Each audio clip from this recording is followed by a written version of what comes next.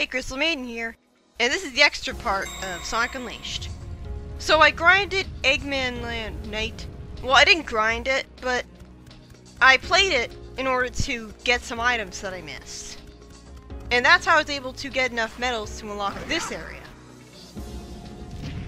And this is another pretty inventive platforming area. Something that's really well designed about it, it doesn't have any extra lives at all. Which is disappointing, but considering that it's a Gaia Gate that you can only unlock after you've beaten the game, or at the very least pretty far into it. My point is, by the time that you get here, you're probably not going to need an extra life anyways. So it's a good thing that they have all of the items that you get being like stuff other than extra lives. Like, I think the item that I like getting the most is not the illustrations or the hints. It's also not the... what was the other one? The soundtracks, yeah. No, the instrument that I like getting the most... instrument? The item. My point is I really like getting the keys to the new missions. But it just underlies a problem that I have with the game as a whole. I don't know why you can't just have all the missions unlocked right from the very start as soon as you unlock a new country. Like, it kind of... it's not like in Sonic Adventure 2 where you have to complete a mission in order to complete all of the missions after it, which was why I had to... it's basically why I was forced to do an all A ranks and stuff code for the game. Because I wasn't able to... that's a pretty creative puzzle and I like it. Kind of stumped me the first time, but anyways, I was never really able to get past the third missions of any of Sonic Adventure 2 Battle, so it was bullshit that you were forced to beat the third mission to do any of the other ones. Oh yeah, this is that's what happens when you press Y at the wrong time when you're starting out a level. You trip, which is pretty comical. It's very easy to time that, so tripping isn't really a big deal. Look! I have the maximum amount of time, which is 59, 59, 59 for some reason, and I only got a C rank. So, that's weird.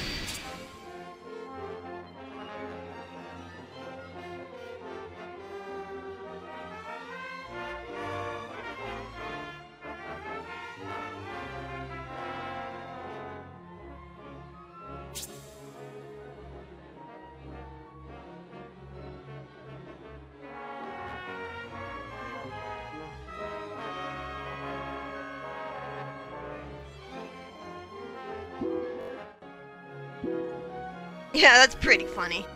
That's the "you failed" victory theme. That is genius! I wish every 3D Sonic game did that. That's hilarious. But for some reason you can only do it in the Wii version if you fail a mission. I basically showed off the entirety of the Apotos werehog level that I didn't get to show off because I thought I lost the footage, but it turns out I just mislabeled it and didn't use it at the right time, and I deleted it because, well, too late. So, like, basically the werehog level is, the werehog tutorial is basically just going through the same parts of Apotos Night 1 that I've already shown off earlier, only it does tutorials. So there's really not much new to show off anyways. It's not a big loss not showing tutorial. Still feels empty, because it is a forced part of the game you have to do. Anyways, there's two reasons I show off this mission. One, to show off the fact that there's this yellow toboggan that you play in something that's a lot better than Sand Hill in my opinion. Because it's not like you have constant stuff in your way, and stuff rising out of the ground suddenly to stop you. But like, you can boost and drift in the toboggan, which is great, but you're still constantly going past all of the rings that you're trying to collect. I was able to beat the mission on the first try. It just took a while. So it's a good thing that there's a dash pad at the very end to send you back to send you all the way back. Because if you just got stranded at the end and couldn't progress, that would have sucked. What also sucks is this mission. There's so many things wrong with it, and the biggest problem is that you're forced to defeat all of these enemies to beat it. Why does there have to be that purple wall there? Do you have any idea how awkward it is trying to fight all of these enemies, especially the bees, without breaking anything? The camera angle is so bad here because it's so far away from you, and it's not high up enough. So it's kind of hard to see what's a part of the floor that's safe to jump and land on, and what isn't. I spent such a long time with this mission, and I almost rage quit it entirely. For some reason, that bomb respawns if you throw it too far away from where it originally was. So you have to take a huge risk and throw it near the breakable stuff. That mission was so enraging. I don't know why you have to beat all the enemies. Like, it's harder than you'd expect to lure the bees towards you, and you have to awkwardly try to attack them while not breaking anything. So I just showed off a Break the Ice mission that I didn't rage quit. This is a mission that I did. This is the only mission in the game that I have unlocked that I haven't beaten. No! This is pure trial and error memorization. These guys are everywhere. These guys are the slicers of 3D Sonic. The instant they show up, they send projectiles towards you. And they're everywhere. They're the only types of enemies in this whole level. You have to, basically, you try to jump to homing attack him, but then he immediately sends his missiles towards you. You try to, like, every time that you have a challenge that consistently kills you, you have to learn how to get past it. And then you have to get past the next challenge. It's pure trial and error. Like, you might... I remember the last time I tried to boost to defeat this guy, I died. Like when I was trying to beat this mission again, recently. I don't know why you have to have a quick time event. I don't know why you can't just pretend it's Sonic Adventure and just, you know, press the E button and that's it. On the walls and things, I don't know. But yeah, the reason that I gave up on this mission was because it goes all the way until the goal ring. The goal ring of the actual day stage. There's no checkpoints at all.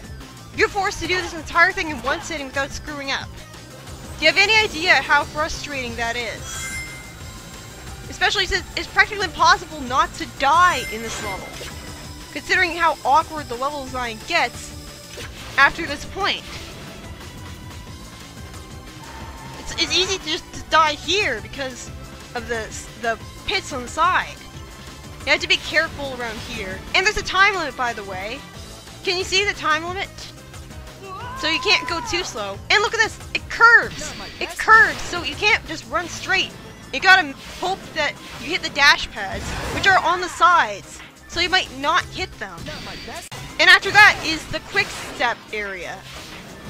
You constantly die on the way back to where you were before, even if you figured out what you're supposed to do. Why does that enemy damage you when you try to homing attack it, when it's supposed to be part of a homing attack chain, and thus it should be by definition safe to homing attack at all times, otherwise it's cheap, and it's high up. So if you don't homing attack at exactly the right time, then you're doomed to die to its electricity and have to do the whole mission over again. These guys shoot the instant that you start running up to them. And they're so far away that it's easy for you to get hit by them. And look at this. This part's fun. This part's pretty fun. Now, one, there's no checkpoints at all in this level, and two, look at this. This is what happens when you do a quick step when you're not running fast. You use a stupid rule that sends you way too far for a quick step. Now you can try to take it slow here to make things easier, but with a terrible camera angle, it's kind of hard to, like, look at this. I didn't, look, you get so far to the left with a quick step roll. Why is the quick step roll even a thing? Why would you ever appreciate that? You can't blame me for rage quitting on that. It takes so long just to get back to where you were, and you're probably gonna die a whole bunch just getting there. It's really not a fair challenge in any sense of the word. If it was shorter, then it would be kind of fine. I'm showing off this mission without fast forwarding it because it's actually showing off brand new level design. Like this is the sewers. And a blue spring. The concept of blue springs intrigues me. It's what makes them different mechanically. They remind me of Beta Windy Valley. But yeah, this is pretty well designed. There's arrows telling you where you should go. The problem is, again, I'm trained to quick step. I'm not exactly used to quick stepping away from walls that I'm coming up to. So I keep running into them. Because I'm used to drifting in response to walls, not quick stepping. But yeah, the arrows tell you when you should drift and quick step. I like the aesthetic of the place and everything. Here we... And I'm showing this one off too because it feels like it's new level design that I haven't shown off yet. Maybe it isn't. This definitely feels new. It's kind of tense here because you can't take any damage at all. There's no rings, and there's all sorts of really far away enemies that shoot projectiles from far away. And I don't believe there's any checkpoints at all. It's not really that hard though. I got some interesting trivia for you that I learned recently. Apparently, you know how in the Sonic Heroes manual, Eggman is said to be a feminist? Apparently, that's a mistranslation. It's a mistranslation from womanizer. Now, I'm not sure if that was mistranslation or just them censoring it. But it does make sense for Eggman to be at least an attempt at a womanizer, because I don't think any woman would actually agree to that. And I don't think you can count as a womanizer. I don't think you can count as a womanizer if you know, you're not successful. Like, I think it'd be more accurate to say he's a Casanova wannabe. But yeah, that makes a lot more sense than saying he's a feminist when in Sonic Rush, he said to Blaze, "I'm surprised that a girl can be that strong." And not even annoyed by it at all. It's just, I mean, it makes sense for a 50-year-old man to be that way, so whatever. Another fun fact is that the Hedgehog engine used in Unleashed was originally intended to be licensed out to other developers. It was completely internalized by Generations, though. So, ultimately it was only used for Sonic games, which makes sense because it's only really about fast-paced games anyways. And I'm showing this in fast forward because you've already saw this level design, and combat is boring to watch. The point is I'm showing it off. So, this is basically the Battle Royale missions. You defeat all the enemies to end the mission. The annoying thing about the Chun-Nan Battle Royale is that if you beat all the enemies before collecting the item that's the furthest away from where you start out the arena, then you'll get cheated out of that item. And you might not even know the item's there in the first place because you might not have had the time to go all the way to where the item would be before you've beaten all the enemies. So now I'm showing off all of the items that you can get by revisiting the hub world and talking to people. This is exciting! It's a good thing I have a lot to say. I mentioned earlier that in Sonic CD, there was this original concept where you would damage Final Fever's boss by maintaining a fast speed because you'd be able to time travel at any time. There'd be no time travel warp screen. The boss and level could change itself as time passes in real time. So that would have been a cool final boss concept for the PC remake they would have done. Mushroom Valley was actually the prototype name of Mushroom Hill Zone. That's why in Sonic 3 Complete, there's an option to turn the name of the Mushroom Hill Zone back to its prototype name of Mushroom Valley. Not sure why anyone would want to do that, though. Oh, this is so arrogant. This is basically them saying, did you have fun with Sonic Unleashed, or did you find it hard? Okay, like, hard and fun aren't necessarily mutually exclusive.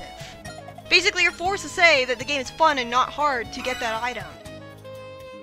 Again, what's the point of dialogue trees where you're only allowed to choose one option? It just wastes your time. I've heard that Knuckles was originally pink. So it's a good thing that they decided to change that.